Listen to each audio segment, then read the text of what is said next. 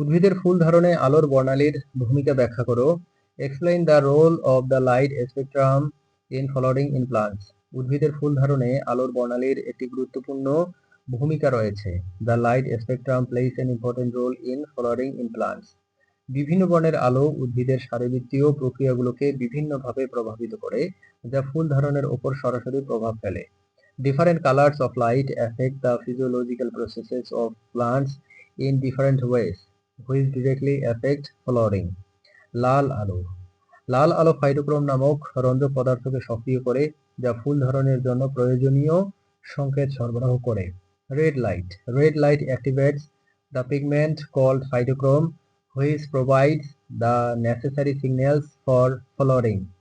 নীল আলো।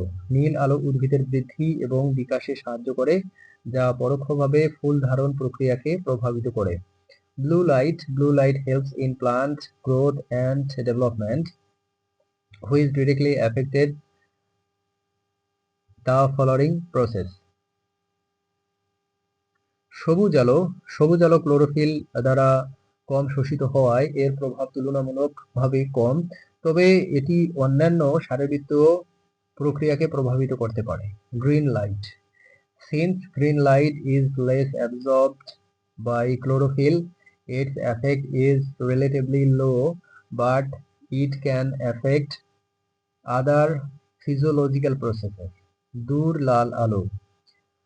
দূর লাল আলো লাল আলোর প্রভাবকে বিপরীত করতে পারে এবং ফুল ধারণে বাধা দিতে পারে।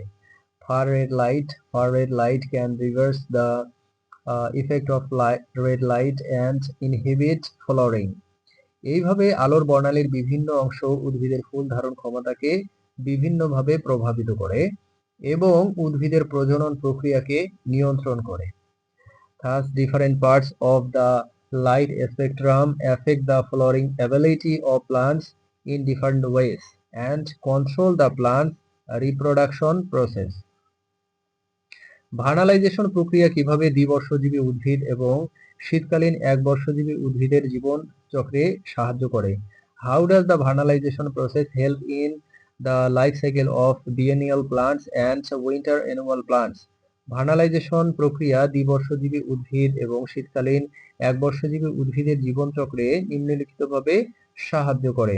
The vernalization process helps in the life cycle of biennial plants and winter annual plants in the following ways. দ্বিবর্ষজীবী উদ্ভিদ biennial plants. প্রথম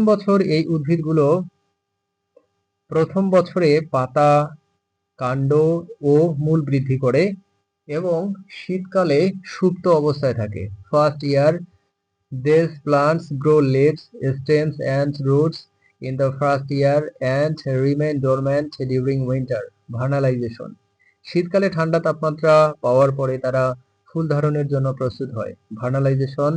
After receiving cold temperatures in winter, they prepare for flowering. দ্বিতীয় বছর, শীতের পর বসন্তে তারা ফুল ধরে ফল উৎপন্ন করে এবং মারা যায়। Second year, after winter, they flower in spring, produce fruits and die. শীতকালীন একবর্ষজীবী উদ্ভিদ উইন্টার অ্যানুয়াল প্লান্টস। শীতকালে অঙ্কুরোদ্গম। এই উদ্ভিদগুলো শীতকালে অঙ্কুরিত হয় এবং ছোট চারা হিসেবে শীত পার করে। Germination in winter. These plants germinate in winter and survive as small seedling. Vernalisation. শীতের ঠান্ডা তাপমাত্রা তাদের ফুল ধারণের জন্য প্রয়োজনীয় সংকেত সরবরাহ করে। Vernalisation. The cold temperatures of winter provide the necessary signals for their flowering. বসন্তে বৃদ্ধি। বসন্তকালে তাপমাত্রা বাড়ার সাথে সাথে তারা দ্রুত বৃদ্ধি পায়, ফুল ধরে এবং বীজ উৎপন্ন করে জীবনচক্র শেষ করে। Growth in spring. As temperature rise in spring, they grow rapidly, flower and complete their life cycle by producing seeds. এইভাবে ভার্নালাইজেশন এই উদ্ভিদগুলোকে শীতকালে প্রতিকূল পরিবেশে মোকাবেলা করতে এবং সঠিক সময়ে ফুল ধরতে সাহায্য করে, যা তাদের প্রজনন এবং বংশবৃদ্ধির জন্য অত্যন্ত গুরুত্বপূর্ণ।